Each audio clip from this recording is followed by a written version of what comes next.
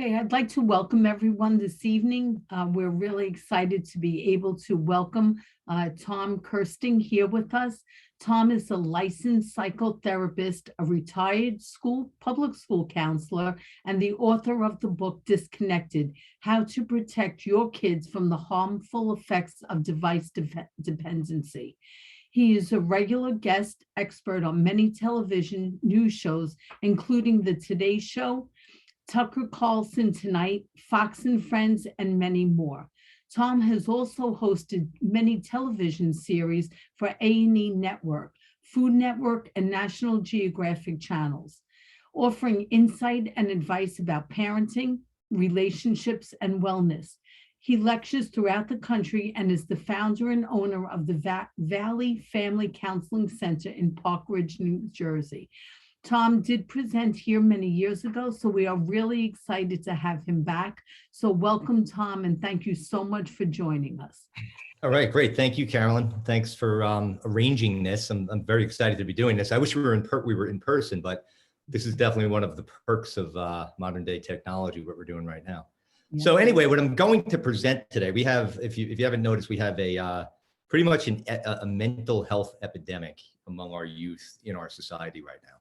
And I'm going to touch on that. I'll talk a little bit about the ramifications from COVID and how that exacerbated it and so forth. But the real focus of this lecture is I'm going to raise a really strong argument that I raise in my book, the yellow cover you can see there, that the modern day world that our children live in screens all day long is really the catalyst behind all of these mental health issues we're seeing, these behavioral issues that we're seeing and so forth. So the question is, so how did I get into this? Well, let me explain. So it really started back in 2008, believe it or not. I worked at a public high school in New Jersey, Indian Hills High School. I was there for 20 years. I used to run a committee called the Intervention and Referral Services Committee, and we handled something known as 504 accommodations. So if you don't know what a 504 is, I'll explain briefly. 504 is an accommodation plan for any student that may have some sort of an impairment or disability that's impacting them educationally. All right, so our committee at the high school, what we would do is basically, determine whether or not, a student would be eligible for that. So a parent would contact our committee. It consisted of myself, the school administrator, the school nurse, a couple of teachers, a guidance counselor, and they would, present their case, and we would determine whether or not this disability was having a major impact on them. So 504, let me just explain what that is. So it comes from the Rehabilitation Act of 1973. So it's actually an anti-discrimination law. So essentially, if an individual, and in this case, a student, has any form of a disability, then they may be eligible for certain accommodations. So prior to 2008, I ran this committee for many, many years, and the typical things we would field were physical ailments, things like Crohn's disease, diabetes. So it's September 2008, first week of school, and we have our first 504 request and a meeting with the parents. Parents come into the meeting and go on to tell us that their son, who was a freshman, 14 years old, had been recently diagnosed with attention deficit disorder, and that it was certainly impacting the kid's ability to focus and concentrate and so forth. And they were looking for extra time on tests and quizzes and other various accommodations. And I remember at that point, because believe it or not, that was the first time in all of my years, again, back in September of 2008, that we had gotten a referral for a student with attention deficit disorder. It was nothing we had seen before. So I remember being kind of puzzled about it, because if you know anything about ADHD, ADHD is a neurological condition that you are born with. And the average age of diagnosis is 8 years old. And if you have a child with ADHD, it's impossible not to notice it by the time they're 5, believe it or not. So here I am at my high school, and we have this 14-year-old. The first thing kind of going through my mind is, how did this kid slip through the cracks, through the elementary and middle school level? So I was very confused at first, and then we kind of just took it as a one-off. Have our next meeting the following week, another parent, same thing, freshman son, recently diagnosed with attention deficit disorder. Long story short, just about every referral we had that school year from that point on was for students with attention deficit disorder. And I remember thinking to myself, all right, something is going on here. Because as I mentioned, the average age is age 8. It's not something that you just get when you're 14 years old. It's a neurological condition you're born with. So I started doing some research to figure out what's going on. There's got to be something causing this, because this can't be accurate. And I stumbled across the research of a renowned psychiatry professor out of UCLA by the name of Gary Small. And at that time, he had been conducting, he conducted a study that really went viral all over the news media and so forth. It was called Your Brain on Google. And his study was basically demonstrating what was happening in the human brain when people were on computers. Remember, this is 2008. And he had all these images, you know, from MRI images and so forth, where you could see the different brain activity taking place. You know, when somebody's on a computer, different parts of the brain lighting up and so forth. So the media kind of determined that computers and Google makes you smarter, okay? That's not how Gary Small or his team of researchers saw it. And what really struck me was that one of the researchers that was part of the study coined a term that he referred to as acquired ADHD. So it's not an official diagnosis, but what he meant by that acquired ADHD is that they estimated that roughly 70% of kids, older kids, like teenagers, like I mentioned, that are diagnosed with ADHD don't have ADHD. They go to their pediatrician and they had check off all the boxes, the inattentiveness, lack of focus, sometimes, yeah, mainly those things, disorganization. So what they conducted from their study, what they believed is that what was causing those symptoms of ADHD had nothing to do with ADHD. It was from something known as neuroplasticity, okay? And what is that? Well, let me explain what that is, if I can figure out how to move my thing here. So neuroplasticity is actually the greatest breakthrough in modern day psychology. And what it is the following. All right, if you look at this image I'm showing you here of this brain, those sort of lightning strike tree branch looking things, those are called neuropathways. Now, each one of those pathways is extremely important for everything that it means to be a human. So each one of those plays a different role. You need a strong pathway to be a good communicator.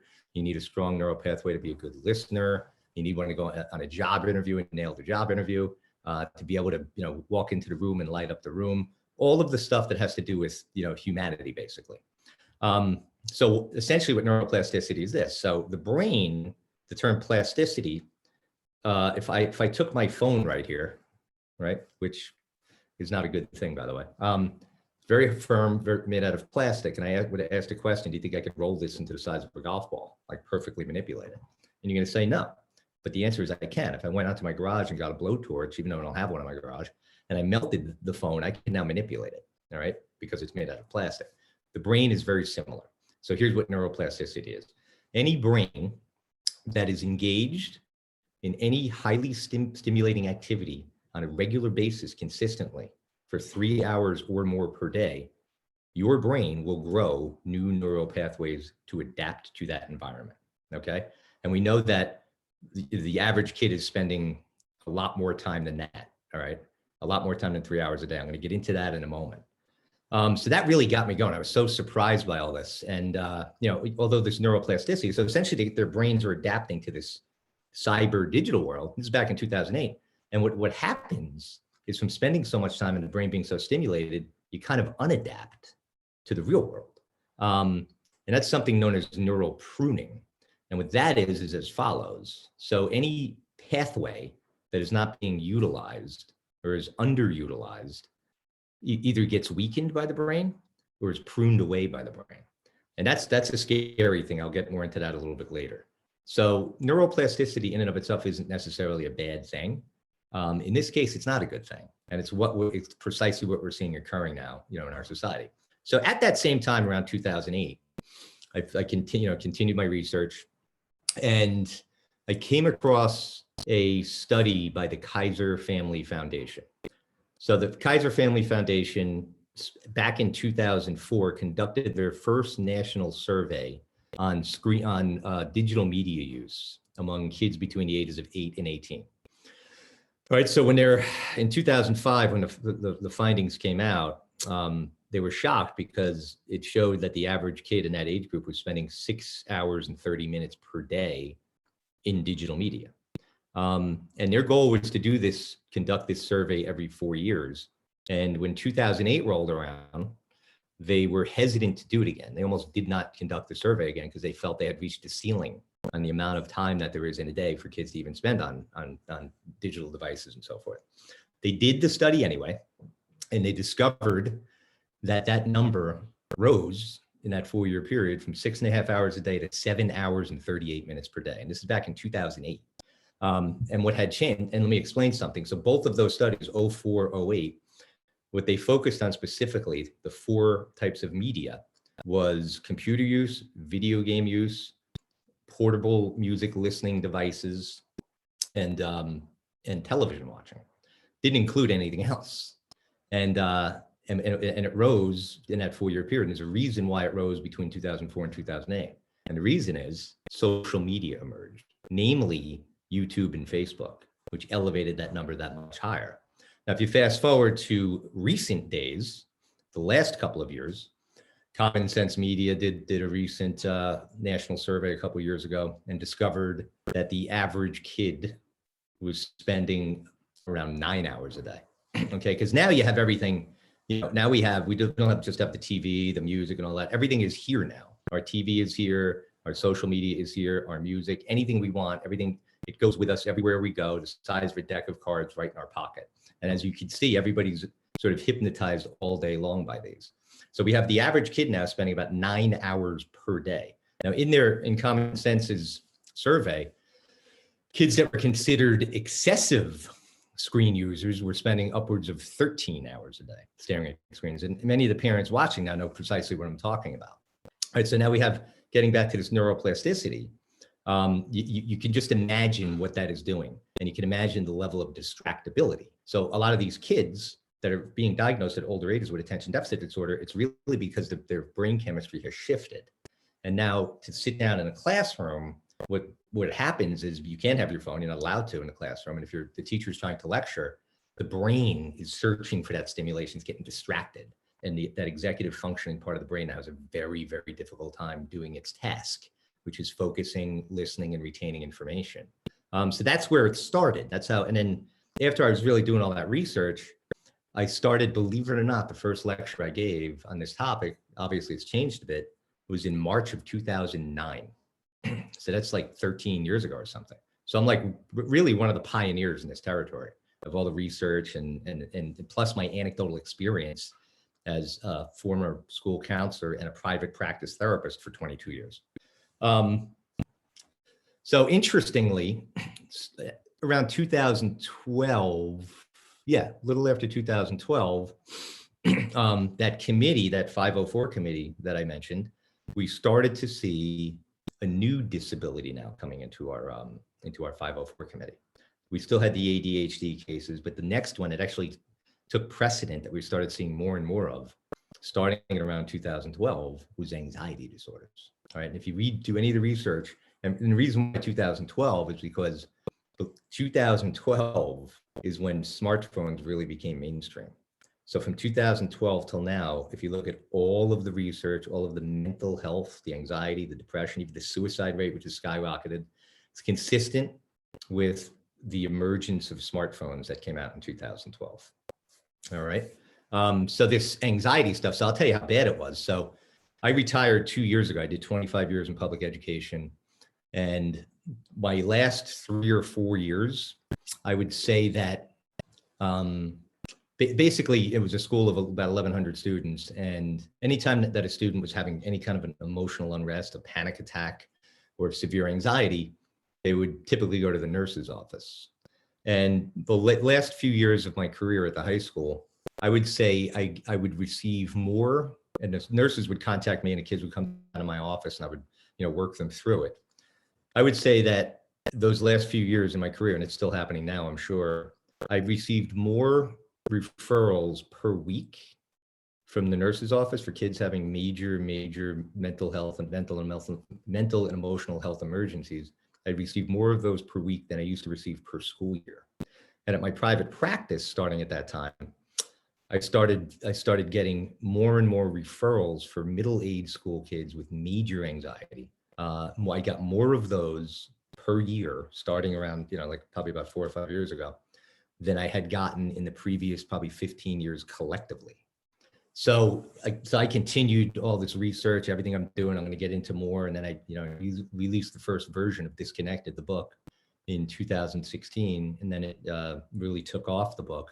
And then the second edition just came out last year. And now I just completed the manuscript for the next book I have, which it's different, but goes really more in depth into mental health and so forth with kids. So that's where we're at right there, all that, this neuroplasticity and neural pruning. Now, another issue, so let me explain, how does this anxiety start? All right, let me explain. What does anxiety have to do with this, right? That's a very good question. All right, let me explain. So it starts like this.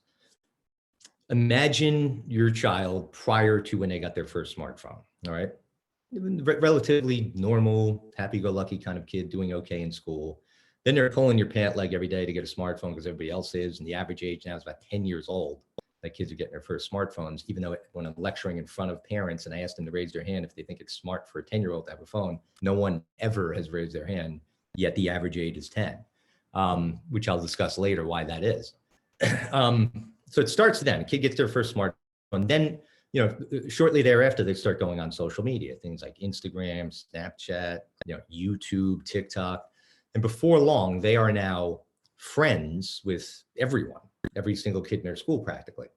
And the starting point is you start to view the profiles of their peers and so forth. And the things that kids are posting, they're not posting, photos and stuff of themselves when they just rolled out of bed in the morning. They're usually like photos that they believe are really impressive, or they're, displaying sort of their trophy case of accomplishments that they've done, the vacations they're on, how they did in this class, how they did in soccer this weekend. And it's a lot for a young brain to digest, an awful lot for a young brain to digest. And what begins to happen then with kids in that very critical stage of pre-adolescence and adolescence is they begin to start comparing themselves to their peers and viewing their profiles over and over. And the mentality that eventually emerges is as follows. Everyone else's life is so wonderful, my life stinks. And this is very, very pervasive. So kids in that vulnerable stage, now they kind of want some attention themselves. So what do? They start posting their own content, searching for their own followers and streaks and likes and all this stuff as a means, to try to offset, they're feeling bad about themselves and feel good about themselves. And it's something that I refer to as cyber self-esteem. Okay. So the anxiety part, I'll get to cyber in a minute. So the anxiety part, kid gets the phone, grades might start to fall back a little bit. There's constant conflict in the household. Everybody listening right now knows exactly what I'm talking about. Lots of unrest, to turn the phone off, turn the video game system off, whatever it is, the computer, the iPad, and it starts to create just a stressful element within the house. All right.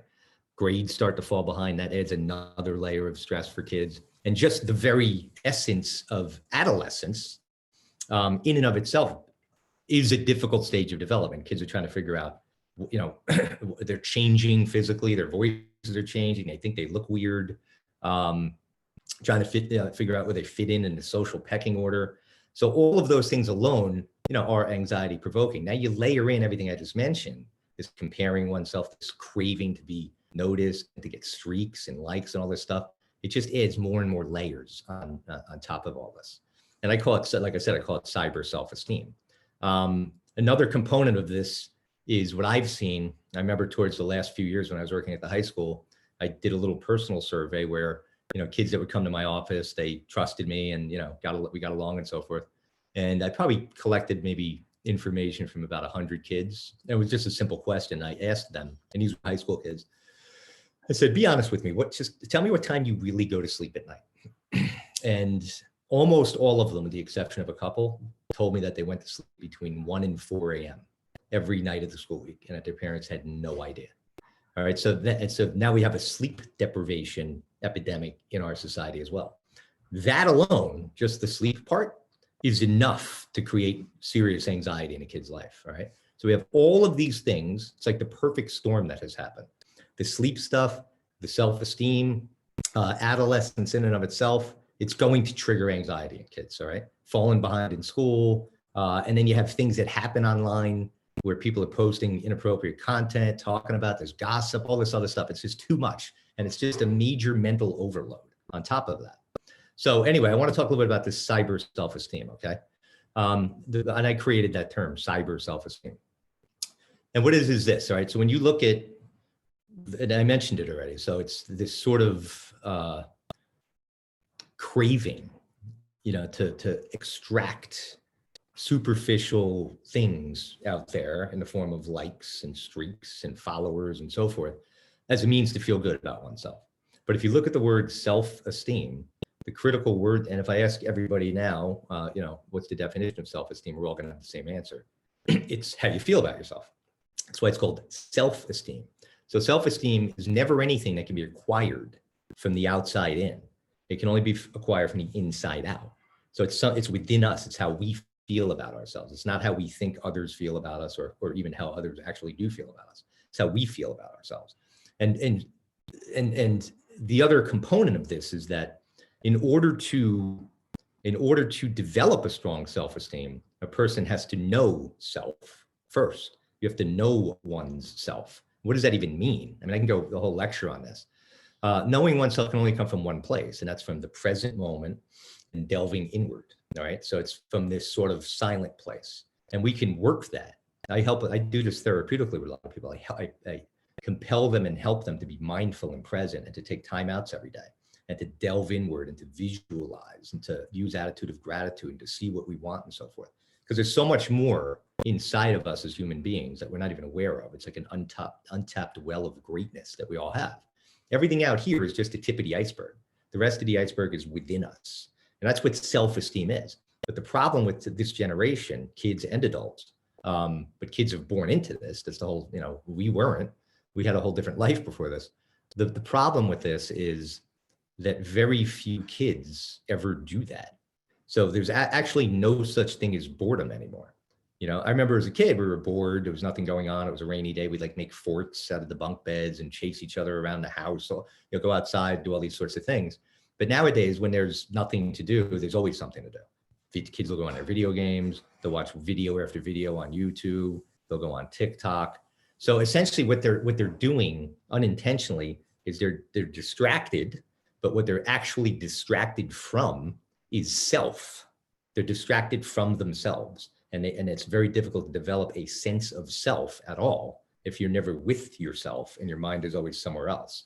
And that's where self-esteem comes from, inside out. Happiness, joy, is an inside out thing, never an outside in thing. That's why when you hear, people are searching for money and stuff like that, and it never fills them up, because there's nothing in the outside world that fills our inside world up. It's a whole dialogue that takes work to build oneself from the inside out. And you have to go within in order to do that.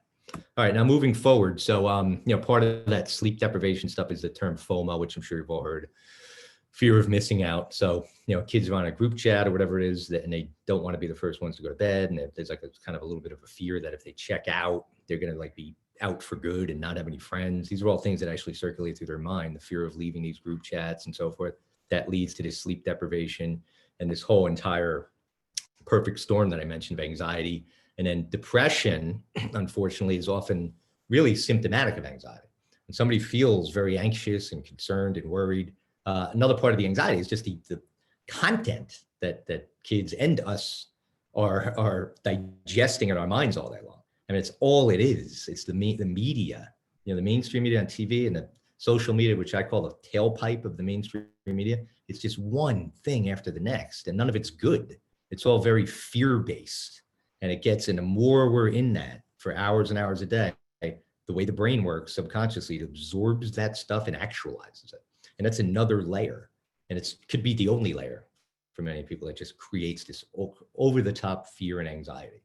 And that's kind of where our world is right now. We're walking around in total fear all the time. Not everybody, but more people than ever, probably.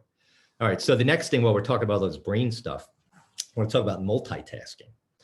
So what is multitasking? So let me show, well, multitasking is actually task switching, but let me show you, actually, I was going to show you a video, but we're not going to have time. I'll show you another video in a few minutes. So multitasking is task switching. It's doing more than one thing simultaneously. And as it applies to screen time, it's sort of like, all right, you're watching TV, all right, but then your phone, you get an alert on your phone, and you're looking at your phone, and so forth. Or children doing homework, that's a big problem too right now, is every 2 seconds they're getting distracted when they're doing homework.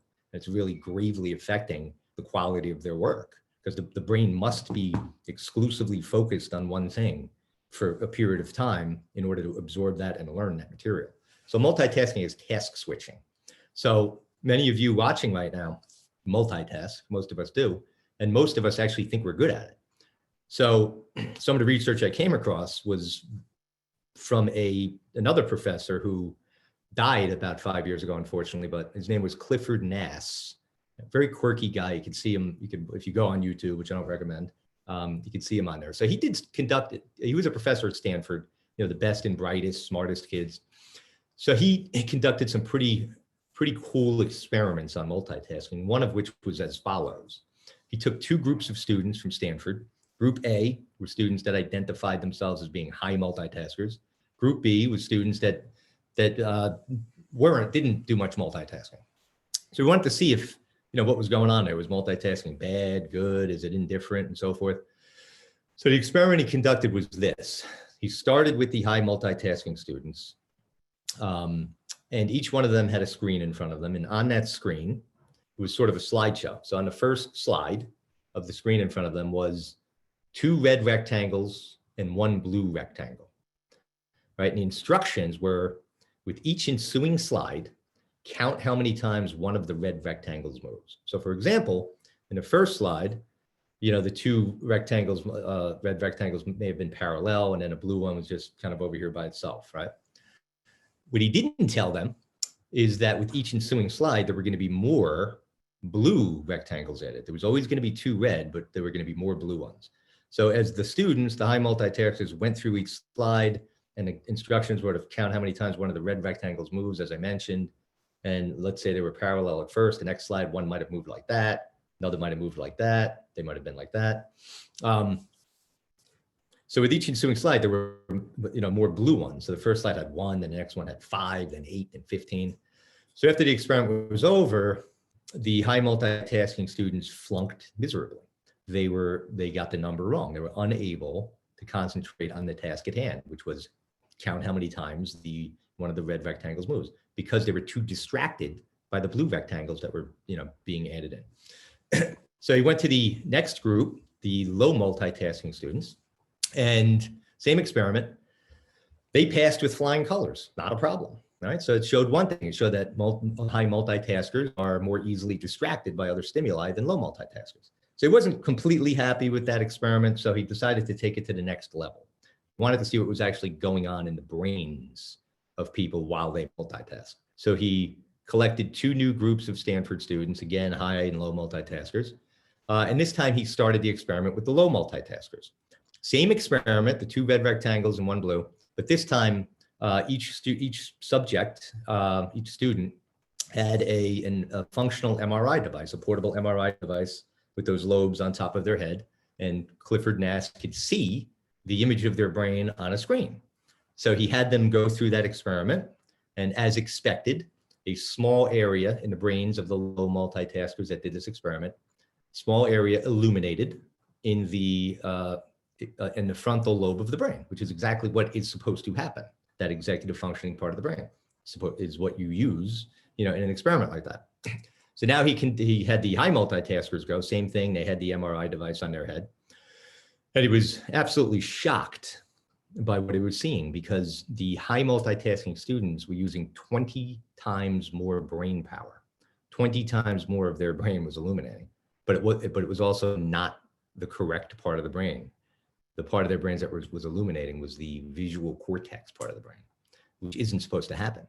So he was very surprised by that, because it showed that from the chronic multitasking, which the brain does not like, that the brain tried to sort of reconfigure itself and attempted to use a part of itself, that visual part, to do a task that it can't do, which is to focus and listen at the task at hand. So that's all the brain, the mental health stuff that I want to talk about. And I'll show you another thing too.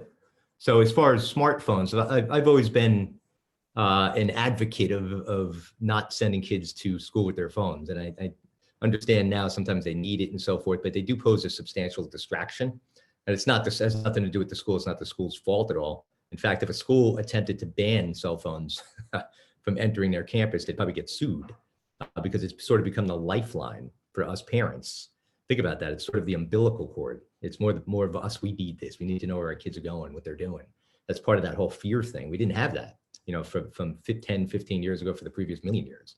Our kids went to school. If there was an emergency, somebody from the school would call, but so they certainly pose a distraction. So I collected this from somebody at one of my lectures, actually, a couple of years ago, a teacher. So what the teacher did in her classroom, kids obviously aren't allowed to have their phones on, for an entire class period, told the students to turn the sound on their phones to high, turn the volume up, and that every time they received a notification, that they had to put a tally mark on Google Docs in the appropriate column, for phone calls, Instagram, Facebook, Snapchat, all the different alerts that they were getting. And as you can see, there's the sheet of paper. I forget how many I counted at once. It was well over 1,000 distractions just in one class period. So even that phone on vibrate in a kid's pocket is distracting their brain. So if the teacher is teaching geometry and that phone vibrates, the brain automatically goes to that phone. The brain is saying, what's that? Who's trying to get a hold of me? And is now missing what the teacher was just teaching. So just keep that in mind, parents. Anybody that's an elementary school age parent right now, I would encourage everybody. I talk about this in my book, actually, where I've encouraged schools over the years to start their own sort of petition, starting when kids are in kindergarten. It could be a parent that starts it where, parents sign an agreement. Everybody signs it that, you get that summer packet at home stating that, well, I'm not going to purchase a smartphone for my child until late adolescence. That's what the experts like myself and everybody else I've talked to recommends. So kids aren't ready for smartphones until late adolescence. But I know everybody has it, and that's kind of what we do. We kind of we have the sort of herd mentality as human beings. We do what everybody else around us does. But that, imagine the parents sign this and then they're reminded of it. And then you have a collective mindset of parents in a particular school district starting from kindergarten right through 8th grade, and kids don't have phones and no phones at school. Imagine that. That's doable. And it just takes one person, one school, one at a time to do something like that. Because if a kid is in 5th or 6th grade and there's no other kids with smartphones, they're not going to crave it as much, because that's how kids think. They see what everybody else has and they want to have it as well. That's why people spend like $500 on a pair of Jordan sneakers. It doesn't make them dunk, but it just lets them be part of the group. All right, so I want to talk a little bit about gaming here, because I'm sure there are some of you that have gamers. Now, this has really become a major problem. It's been a problem for a while, but it's really, what I'm seeing in my private practice is just off the wall in terms of the gaming. What you might not realize is that a few years ago, the World Health Organization officially recognized gaming disorder as a diagnosable, classifiable condition. All right, so it's an actual addiction, like drugs, and it can be diagnosed by a doctor and treated, through counseling and so forth. It's not easy, trust me. So it's a legitimate addiction, and I'm going to explain how. Okay, let me fast forward here.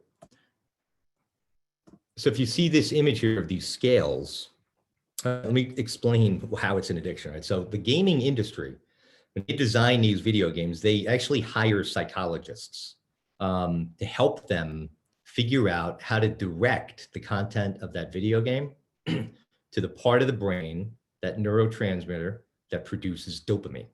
Okay. So the little reward systems that they use, like in Fortnite, they have these emotes and all these other things and all these little characters and changes you can make. And you buy this, you get skins. All these games design it so that the game that the kids are playing releases dopamine. Okay, now dopamine is the feel-good chemical. If your kid hits a home run in a baseball game, and they get a nice rush of dopamine. It's a feel-good chemical. Okay, now dopamine is pretty essential, obviously. Now if you look through evolution, however, the brain has developed a natural ability to create a balance of dopamine, and feel good and not feel too good and not feel too bad. All right. And that's because you go back to caveman times, that there was more scarcity scarcity than there was abundance. Everything now is just an abundance. You want something, boom, you hit a button. You want food, boom, DoorDash delivers it. You see something on Amazon, bang, order it, it's there the next day. You need an answer to a question, bang, you're on your computer. So the brain is getting so used to getting these hits of information and dopamine, and video games is like the ultimate release. Now, dopamine is tied to addiction. Any drug, the predominating problem is too much dopamine, okay?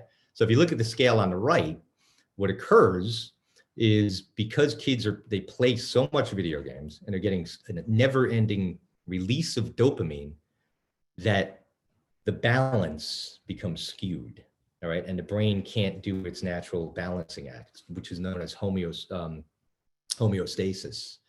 All right, so now when you have somebody like this that's high, a kid, playing this video game, they're intense, and people watching might not know exactly what I'm talking about. And then you go in and say, all right, enough, turn off the video game, and you take the video game. Oftentimes, the reaction is monstrous, to say the least. Some of the stories I could tell you, off the wall. I'll tell you one in a minute, actually. And it's because there's that crash effect of really like a withdrawal from that imbalance of dopamine and from the overabundance of it and the imbalance of that homeostasis in the brain. Much like somebody that's doing drugs, if you were to take their drugs away, think of that reaction. And we're seeing the exact same symptoms from video games. And the solution, based on some of the research I've done, so the brain, like I said, naturally balances itself, but we have that tilt like that's been going on for a long time. It takes about 30 days, believe it, that long, for it to regain its balance. So if you have a kid that you're afraid to take the video games, because I see this all the time, because they're going to punch a hole in the wall, they're going to freak out, they're going to lock themselves in a basement or the bathroom or something, refuse to go to school, whatever it might be. It's because of that. And the only solution, unfortunately, is it's got to be removed for at least 30 days. And the question is, can it be returned back then? The answer is we think so. We're not 100% sure, but some researchers out there, once that brain balances itself, there is a possibility where kids can start playing video games, but it has to be greatly monitored. Otherwise they're just going to get that dopamine, they're going to keep chasing it. I'll share a quick story. I remember several years ago, get a call at my private practice from this dad who had heard about, the stuff I do, the work I do, and lived nearby, and said, my son is a gaming addict. Can you meet with him? And I said, yeah, talk to him on the phone. He said he hadn't been to school in a year, the kid, and family services was all over the family and they didn't know what to do. So anyway, the dad gets the kid to my office the second time. The first time he couldn't get him to come. So we finally got the kid to my office. I meet the kid, nice kid, overweight, very pale, because he literally didn't go outside ever. Was inside, played 10 or more hours a day of video games. Pale, acne, greasy hair because he didn't shower much. And dad told me he had a cholesterol level of 270 at 15 years old. And I knew right then and there, that when I'm meeting with the kid and the dad, I think I'm pretty good as a therapist, but in this instance, I knew there was not really anything I could do for that kid. I couldn't speak to this kid for 45 minutes a week and undo this addiction. There was something more, serious that was going to have to take place. So I spoke to the dad separately the next day or whatever. And I said, look, there's only one answer. And I think you know what it is, but you're afraid to do it because you're afraid of the reaction. That is you have to get rid of the video game. And I explained, I said, when you do that, your kid is going to go crazy. It's going to go berserk, but you're going to have to deal with it. So, I laid it on, and dad couldn't get himself to do it. The dad and the mom, they just couldn't get themselves to do it. I think they feared the reaction. Finally, about a week later, I get a text message. Yeah, I did. And the dad says, I did it. I had enough. I finally took the Xbox away. I feel great. A couple hours later, I get a phone call from the dad in a panic. He said his son went crazy, took a knife from the drawer and grabbed the dad's $3,000 guitar and threatened to cut the strings of the guitar with the knife if he didn't give him back his guitar. Now those are extreme examples. That's an extreme example, and I've seen many of those. The more common examples that are also extreme, not as extreme, but are common, is a kid that is the nicest kid in the world. Teachers love him, can't say anything bad about him. Friends say what a polite kid he is, but the kid has a bunch of holes in his bedroom wall from punching the wall when his parents took away the video game or the phone or whatever it might be. That's another example. Those are very, very common. And there are people watching right now that know exactly what I'm talking about. So that's that with gaming. It's a major problem. And the gaming industry could give a hoot. They don't care. They just want to make money. Just like tech and social media, they don't care. They're all about making money. They don't care about you. They don't care about our kids. And our kids are just wrapped up in this, really, really superficial cyber world. And they don't even realize how deeply immersed they are in that and how dehumanizing that is. Moving forward. All right. So I talked about, the fact that the average, and anybody listening right now, if I were to tell you, do you think it's smart for a 10-year-old to have a smartphone? You're going to say, no, it's not smart. Yet the average age is 10. And many people that are watching right now have a 10 or 11-year-old that think it's not a good idea, but their kid has one anyway. And that's, again, I'm not trying to pick on anybody. And it's much like this, which I'm going to show you. If you look at right here, that's a rated M video game, which means it's not appropriate for kids under 17. When I'm doing lectures in person, I'll say, raise your hand if you think it's smart for a kid under 17 to play rated M video games. Nobody's ever raised their hand. But if you look at the stats on the left, 25% of 8 to 10-year-olds play these games, and 72% of kids between 15 and 18 play them, even though we can all agree that it's a bad idea. So the reason why I share that and the phone thing, 10 years old, is it's called something called social conformity. All right. And basically what it is a form of sort of adult peer pressure. And it starts like this, Johnny, you grabs your leg, you listen, Dad, can I get Call of Duty? Let's say Johnny's like 10 and you're like, nope, you're my son, you're going by my rules. I told you that you're not getting it. It's not age appropriate. And then your kid grabs your leg again and tells you that his buddy next door just got it. And then before long, each one of his friends has Call of Duty. All of them have it. Your son feels left out because he can't play. You get worried. Your son's not going to have any friends, et cetera, et cetera. And then you sort of give in. And then Christmas rolls around and there's Call of Duty under the Christmas tree. That's what social conformity is. It's we tend to, like the flock of birds that all makes a left at the same time, or the school of fish that all, synchronous in a systematic way, all shift at the same time. We human beings do that as well. So I want to show you a quick video. So bear with me because I'm going to have to stop this screen share right now and show you this video and share that to kind of support that. And you're going to laugh. This is it's quite humorous, but very real. And here it is. Let me see if I could share this. Wait. Okay, so let me share this. And I think everybody can see that. Can you guys see that, Carolyn? Or Jamie? Yes, we can. Yes. Okay, great. So let me show this video to everybody. So pay close attention. Stop. Pay attention. Take a look at this crowded waiting room. These people may appear to be waiting for the eye doctor, but they're actually waiting for the first test subject in our hidden camera experiment. And here she is, right on time for her 12 o'clock appointment. Hi, how are you doing? This woman thinks she's here for a free eye exam. Have you been here before? No, it's my first time. What she doesn't know is that everyone else in this room is working for us. I'll be with you in just a couple minutes. Today, we're running an experiment on social conformity, and the test starts now.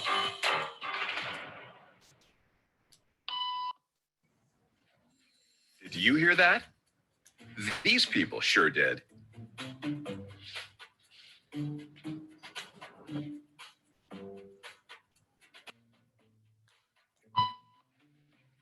It doesn't take long for our test subject to notice a pattern. Beep means stand up. But why? And if you were in her shoes, what would you do the next time the tone sounds? While you might think you make your decisions all on your own, when it comes to peer pressure, all too often, your brain is just following the crowd. It's all around you, every day, an invisible.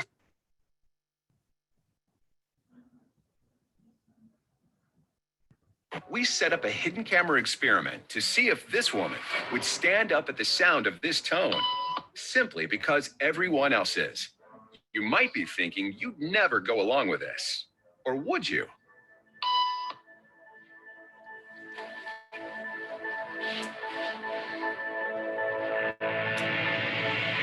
After just 3 beeps, and without knowing why she's doing it, this woman is now conforming perfectly to the group.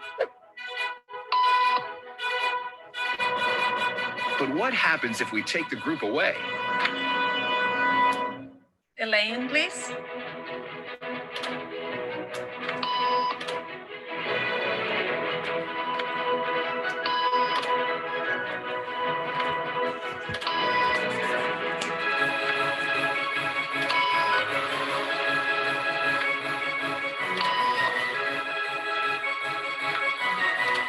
Okay, now she's alone. The crowd is gone and nobody is watching her except our hidden cameras. What do you think she'll do?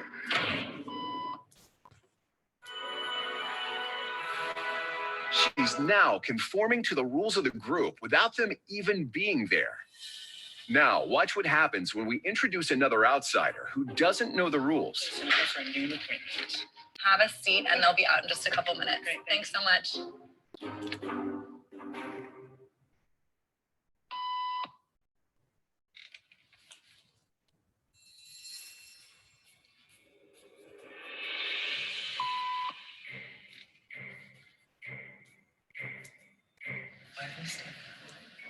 Everybody was doing it, so I thought I was supposed to.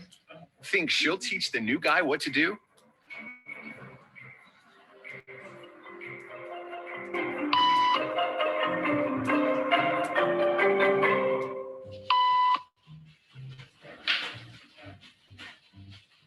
We kept the cameras rolling as more unsuspecting patients arrived.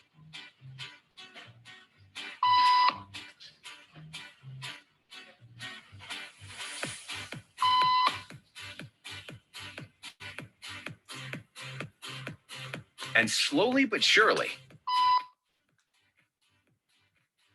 what began as a random rule for this woman has now become the social norm for everyone in this waiting room.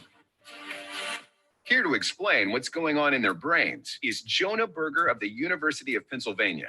This sort of internalized form of herd behavior is part of what we call social learning. Starting at a very early age, when we see members of our group perform a task, our brains literally reward us for following in their footsteps. When I saw everybody stand up, I felt like I needed to join them. Otherwise, I'm like excluded. Once I decided to go with it, then I felt much more comfortable. Conformity is how we become socialized, but it can also cause us to develop bad habits or repeat past wrongs. And it's why even this rebel, who wasn't standing for any of this nonsense, eventually joined the ranks.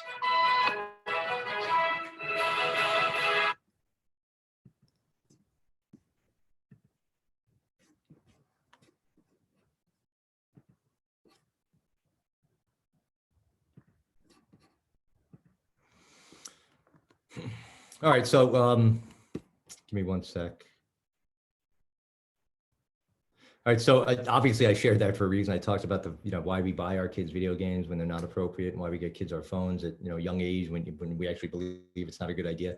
So, one thing I'd like for you to think about is, especially those that have younger kids, I think it's just vitally important for your kid to literally be the last one, to get phones and so forth. And your kid's going to give you hell. There's no doubt about it. But, stand your ground on that, because the more we delay it, because kids are getting on, Snapchat, Instagram, TikTok, all these things when they're like, 3rd grade, 4th, 5th, and they're not mature enough. I mean, by the time they're in 8th grade, that's probably too early as well, but it's way better, that the ship has sailed by then. So it's definitely much better for their mental well-being and their emotional well-being and their academics and everything else.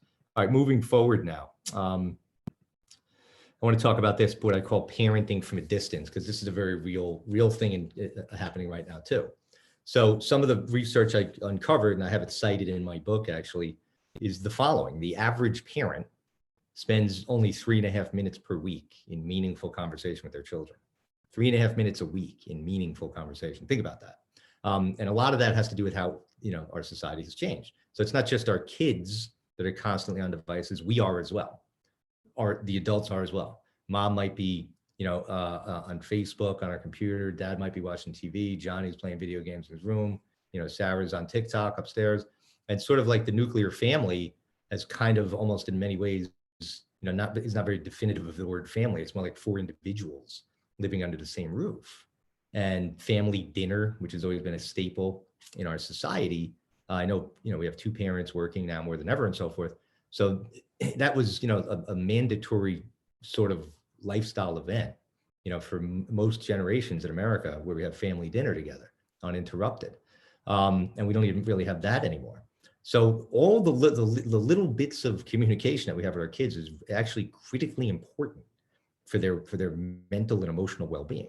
So families that actually have regular sit-down meals most nights of the week without any kinds of distractions, and have do that for many years, the children in those families, according to research, are more likely to excel in school, are less likely to get involved in drug and alcohol use, are less likely to get involved in early sexual activity, are more likely to not get divorced when they're older, are more likely to just be overall happy, or less likely to have any mental health conditions.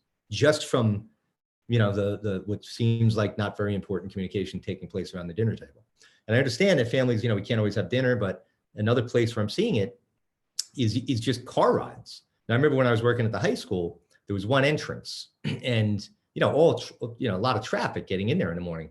And every time I looked in the rearview mirror, if there was a kid in the passenger seat, it would be this: neck down, kid on the phone, no communication with the parent. So most car rides to school is just, we're just driving this invisible person called our kid to school, and there's no dialogue. So I would encourage you, if you drive your child to school, even if it's a 5-minute ride, then don't let them be on a phone. Just make sure that they're there. They don't have to talk. Maybe they're tired, but we talk. There's a lot that takes place. You add up 5 minutes a day there and back. It's 10 minutes a day, 5 days a week. That's almost an hour. You multiply that, you're looking at like 50 hours a year of valuable communication time. So it's really important, for all of us. So for parents listening right now, we really have to practice what we preach. We want our kids, to reduce the amount of time that they're on these things. We have to do the same. And one thing I want to add as well is that, you're not going to believe I'm going to say this, is that technology in and of itself is not a bad thing. It's actually a good thing. It's very useful. A glass of wine with dinner is not a bad thing. All right. 8 glasses of wine every day is a bad thing. All right. It's just like 8 hours of screen time a day. So it's not so much the actual technology itself, it's the amount of time that our kids and us are on it that's stripping us of the knowledge, the understanding of self, our mental and emotional well-being, our relationships, all of it. And it's stripping kids of their ability to communicate effectively, which I'm going to talk about. All right, so let me move on to this, because I know we're almost at an hour already. So EQ versus IQ. Where am I getting at here? All right, so we have an IQ. You know what an IQ is? Your IQ is your intelligence quotient. It's something that you're born with. All right, you can't, if you're born with an IQ of 115, there's nothing you could do to get it to 140. You could go to the library and read every book. So you're born with that. It's fixed. You can elevate it a little bit, but not substantially enough to go from an average intelligence to genius. Now your EQ, which is your emotional quotient, also known as emotional intelligence, is that, let me explain what that is. That's one's ability to understand their emotions and regulate their own emotions. That's part of emotional intelligence. It's the ability to empathize with the emotions of others. It's the ability, like that guy in the picture, to go on a job interview, graduate college without not even having a good GPA and just crushing it, lighting up that room. It's so vitally important. It's the human energy, that emotional intelligence, right? That ability. Now, it's not something you're born with, like your IQ. Your EQ is something that requires a tremendous amount of work to develop, right? And we didn't, in past generations, realize it was actually work. And the work that I'm referring to, the only way in which to develop a strong emotional intelligence is by having lots and lots of face-to-face interaction with other human beings. Something that our children have very little of compared to previous generations. Most of it is screen to screen, text to text. But the actual sitting down and communicating with someone in person, and doing lots of that, is how we develop those nuanced emotional intelligence skills. All right, so keep that in mind. Let your kids be together, play dates, all that stuff. That's all part of social emotional learning. Sitting in front of a screen isn't going to cut it. So keep that in mind. And lastly, which I'll get into a couple other things, some tips in a few minutes. I could go on for hours, but I know it's, I've been talking an hour already. cyber habitat. If you look at that, the reason why I have a picture there of that lion, I'll give you an example. Let's imagine that was an owl instead of a lion. And I say an owl because I remember when my daughter was younger, I was invited to go on a class trip to chaperone, and we went to some raptor rescue center somewhere like an hour away in New Jersey. And it was a place where birds of prey like owls and eagles and hawks, that were injured in the wild were brought back, to health. So anyway, at the end of this field trip, all of the children congregated in a room, and one of the instructors came out with this big, beautiful barn owl with big, bright yellow eyes, and the kids were sort of marveling at that barn owl. And as the instructor was explaining, why the barn owl had been there, it had been there for a few years. Somebody brought it in when it was a baby. It had fallen out of its nest and broken its wing. And they brought it back to health, and it's been healthy for a long time. So one of the innocent children raised her hand and said, "Excuse me, ma'am, why is it that you still have the barn owl? If the wing is healthy, how come you haven't returned it back to its mommy and back into the wild?" And the instructor had explained to the child that if they released that bird back into the wild, it would die. It would not know how to live and function in its natural habitat. It would never have learned how to hunt or do anything. And I share that, and I hope I'm wrong about this. I share that because I fear that our children are in a similar predicament. Because if they're spending most of their life, and that's what it is, actually the amount of hours per day kids spend hypnotized on a screen is more than any other life activity, including sleep. They're spending most, and in many cases, all of their waking hours in a cyber world. How are they going to function in the real world if they're not here? And that's a really good question that we need to toss around in our minds. All right, let me just go over some quick tips. Not very complicated, it's very simple things. Everybody wants solutions, and the solutions are very, very simple. This is a whole nother section. We're not gonna have time to get into the mass hysteria from the news media causing so much stress in our world. And that's how our brain works. Whatever we are seeing mostly is what our brain is actualizing and making it real. And that's why you see so many people fighting over crazy things in our society now. All right, so here's some solutions. Get your kids involved in the household. Have them be productive members. Give them chores. Hold them accountable. They shouldn't be sitting around, while you're, loading the dishwasher and taking out the garbage, and they're sitting in the couch, playing a video game. Got to get them as active members in the household. Another thing that I find to be very, very effective is if you have a kid that's a gamer, and any kids watching right now are going to hate me, but I'm sorry, is no video games during the school week. All right, and let me explain why. The argument is, well, my son's doing okay in school, my daughter's doing all right in school, and they're doing their homework. Why is it a big deal if they play video games afterwards? Because what I've seen happen too many times is that kids that are allowed to play video games, the more deeply involved they get in the video games, the more addicted they get, what starts to happen is all they can think about while they're at school is getting home and playing Fortnite, which is distracting them from learning. And then when they do get home, even if the rule is you have to do your homework first, they're ripping through their homework or their studies so that they can get to the video games, and it's affecting them academically. So if you could just set the rule, there's no video games during the week, Monday through Thursday, and then, allow them in moderation to play at your liking, not too much, they're going to be far better off, right? And another thing that I mentioned is the phones in the car. If your kid has a phone, don't let them use their phone when they're in the car with you when you're driving to sports or school or anything. Make it known. And so forth.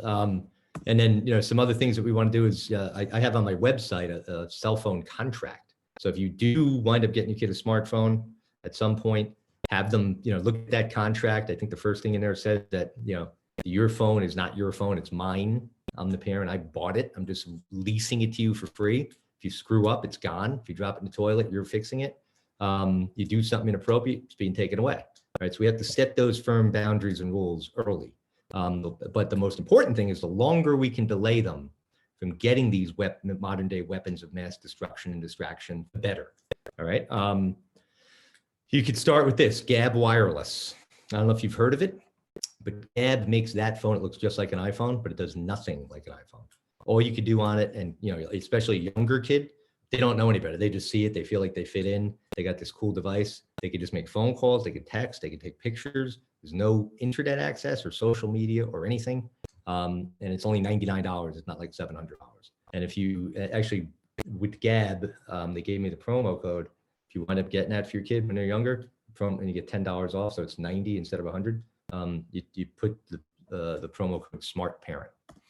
Try to have dinner, most nights of the week. I talked about that. Very important. If you can't, try to carve out every night, even if it's just 10 minutes where everybody's just sitting around talking. You don't have to talk about anything really, any big things. Just talk. Hey, how was your day? For 10 or 15 minutes. Very, very important. All right. I talked about this. Oh, here's another one. All right. This is really, if you have really particular for middle school and high school kids, when your kids are doing their homework, all right, that phone shouldn't, never mind it being next to them, it shouldn't be in the same zip code. All right. Because just trust me, they're going to say, oh, I need it for schoolwork or whatever. And you're going to communicate with my friends, right? Don't buy it. A lot of it's nonsense. They are getting, that is diluting everything they're doing in school. It's making their homework take hours and hours. You hear that complaint in high school is my kid get 5 hours of homework. They don't, they get an hour or two, but it's taking them 5 hours because they're getting distracted every 10 seconds from an alert on their phone, which is dividing their brain in many different areas, and you have to, and the ability to, the brain can only do one thing at a time. So make sure that phone is nowhere near them. And if they give you a hard time, too bad. That's why that's our job. And again, that's seeking the silence. Tall order, but it's the greatest place in the world if you understand what it means. I talk a lot about it in the back of the book, about entering this deep spiritual place that's just so powerful within us. And our kids don't know what it is because they rarely ever go there, unfortunately. A lot of adults don't either. All right, get your kids involved in anything you can that gets them out of the house, hobbies, sports, anything outside. We call it green time. So green time versus screen time. More green time, less screen time. So much more important for just everything, emotionally, mentally, and so forth. That outdoor environment, what it does, it causes a natural soothing effect because we're just, kind of one with the outside world. That's what we are. Let your kids work, all that kind of stuff.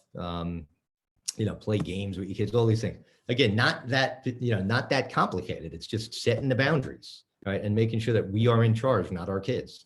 And I know we're up against a lot. There's no perfect solution, but we just have to do the best we can. All right, now let me there was one more thing here I wanted to talk about. All right, so yeah, here.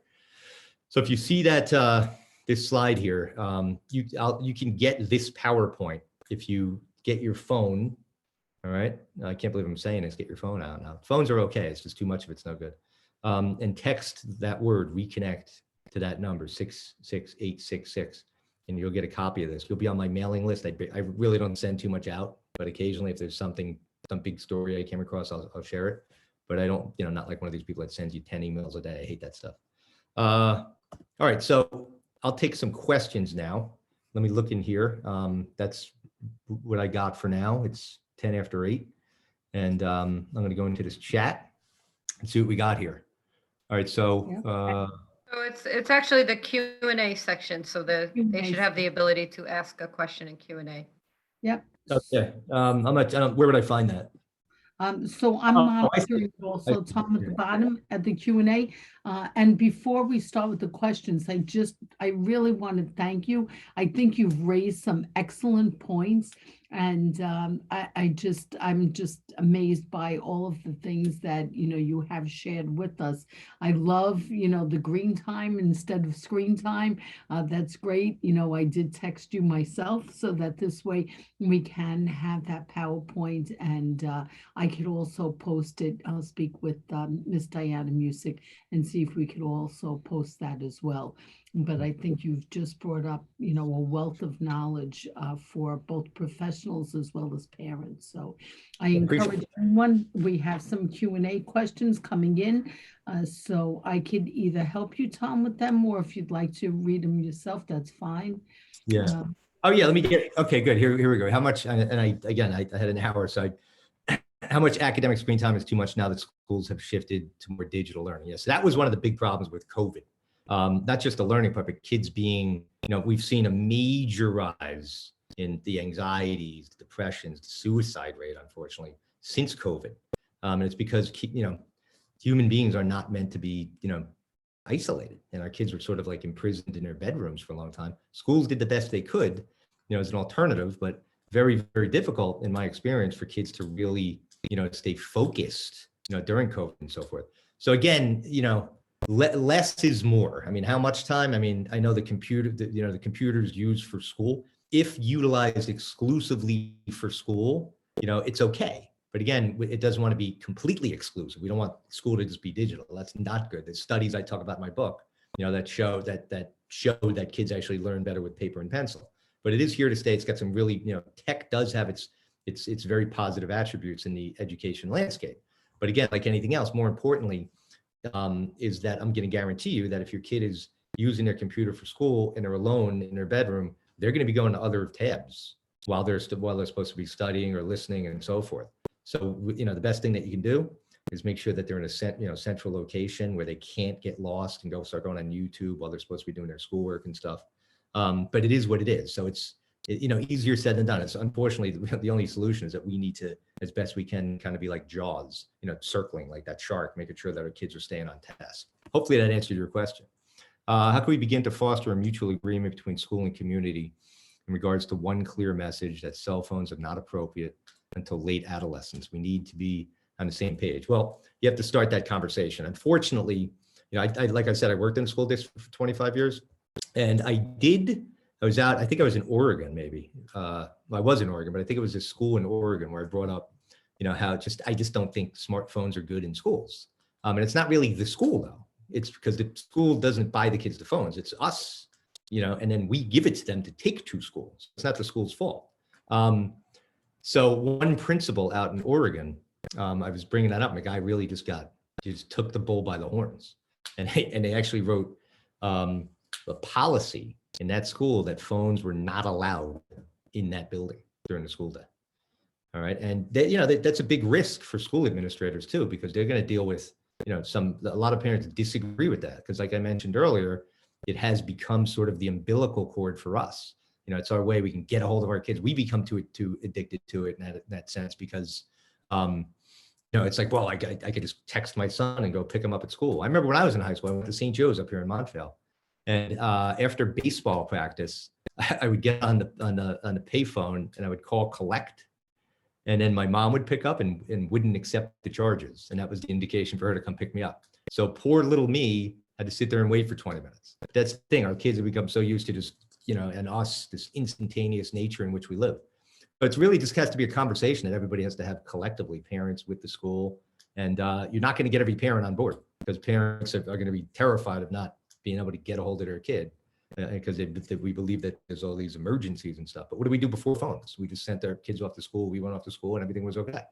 And furthermore, if there was an actual emergency, God forbid, it's not like, we can like throw a cape on and go swooping in like Superman and save our kid. There's going to be, we're not going to be able to get past anything. So just keep that in mind. It's really more about us parents. I get it. I'm a parent. What's my viewpoint on one-to-one learning platforms that most schools have adopted?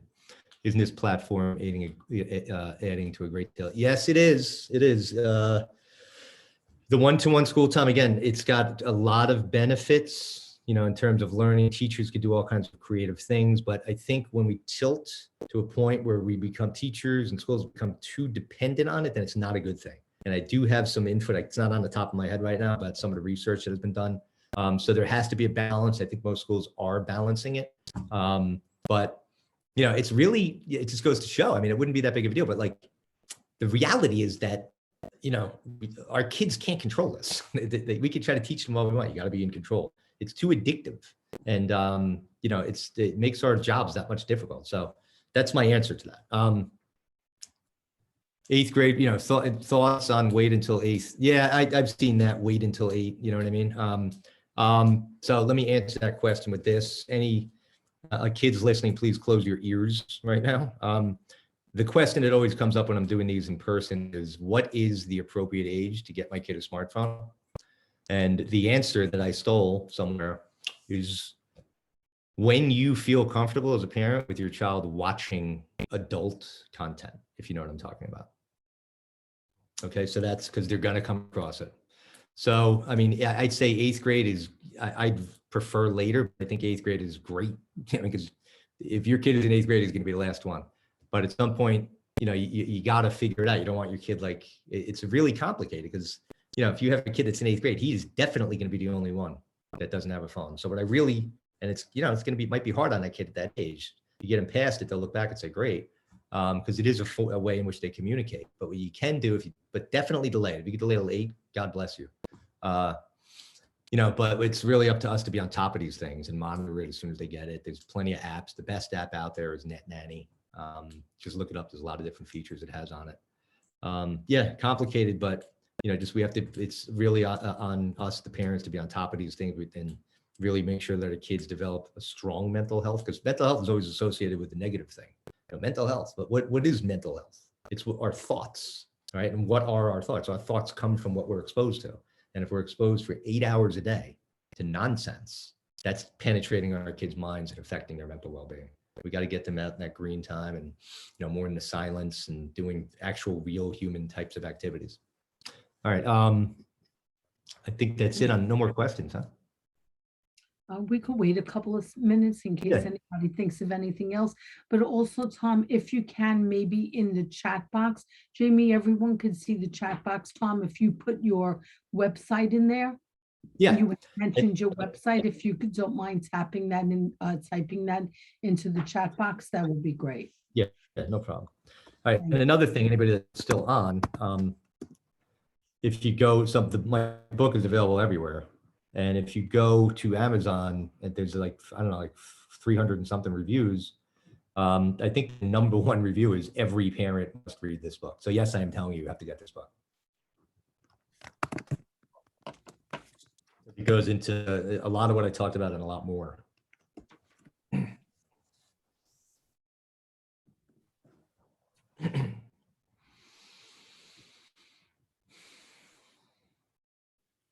Oh, we still have a lot of participants on right now that are going to go tell everybody, I can't believe you didn't see this guy speak, to the friends that didn't come. We recorded it and we will make it available on our website. Okay, perfect. All right, so I guess that's it, because I'm not seeing any more questions. But if anybody wants to, feel free to email me, and please recommend this. I know I get a little intense because it's something I feel very strongly about this topic. That's just my nature. It's because I care. One more question we're going to take.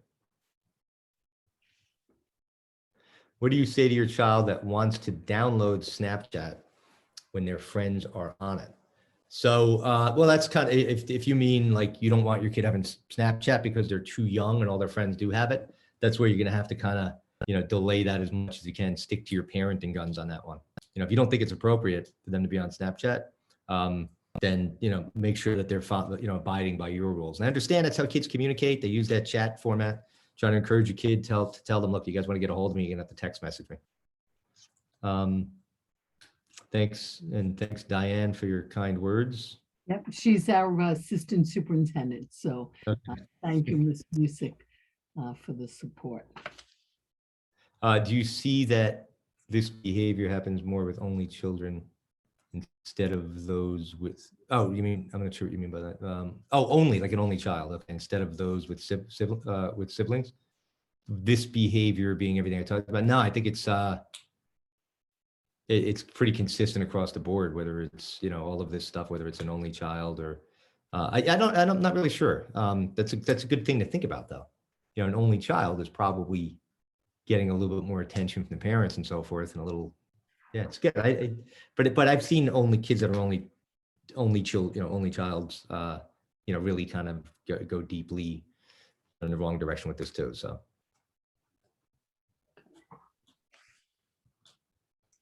If you don't mind staying on, we'll just give another couple of minutes in case people. Yeah, I got nowhere to go. And, I kind of like this. I mean, I love speaking in front of a crowd and meeting people, but what's good about this is, like before COVID, I was I was all over the country, like flying around, and it was kind of cool at first, and then I was like, oh my God, and then when COVID came, that ended, and I was like, wow, all right, it's kind of nice to now I could just like, I don't have to go race to an airport. I'm going to go race to my couch.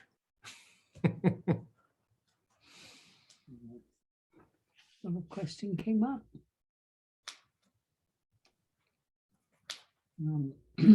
There was something in there from Cheryl. Thank you so much for your Thanks, message. and backing this up with data. This is phenomenal, and I will ask my students tomorrow in class to put on their ringers and also ask them when they go to sleep, because on Monday we are beginning having their cell phones in the pockets at the start of class. That's great. And somebody else asked about tablets having the same effect. Yeah, I mean, it yeah, they do. A tablet is kind of just like an extra large smartphone. I guess the only better part of a tablet, it doesn't really go in the pocket of the kid everywhere they go. Now, one thing, I'll share another thing too. I got everybody on here still. So FaceTime, all right. I've been trying to, kind of use my brain and figure that out. I think, I think FaceTime isn't a bad thing, to be honest with you, because you can see the person in front of you. There's nothing like face-to-face, but if your kid is on their phone on FaceTime, I would much prefer that than them being on TikTok, right? And well, all right. So here's the question: is there an appropriate amount of hours for gaming? When is too much? Right. Let me answer that broader question. So the American Association of Pediatrics recommends 0 hours a day of screen time for kids between the ages of 0 and 2. They recommend no more than 1 hour a day in total screen time for kids between the ages of 2 and 8. And they recommend no more than 2 hours of screen time for any kid over the age of 8. That's total screen time, 2 hours a day, not just like, 2 hours of video games. That's what they recommend. Now, that's obviously quite ambitious, but that is the recommendation. If somehow we could pull that off and make it so that our kids are only capable of having 2 hours of screen time a day for entertainment purposes, that doesn't include for school purposes, I think our world, we'd be shocked at the transformation that would take place in our country.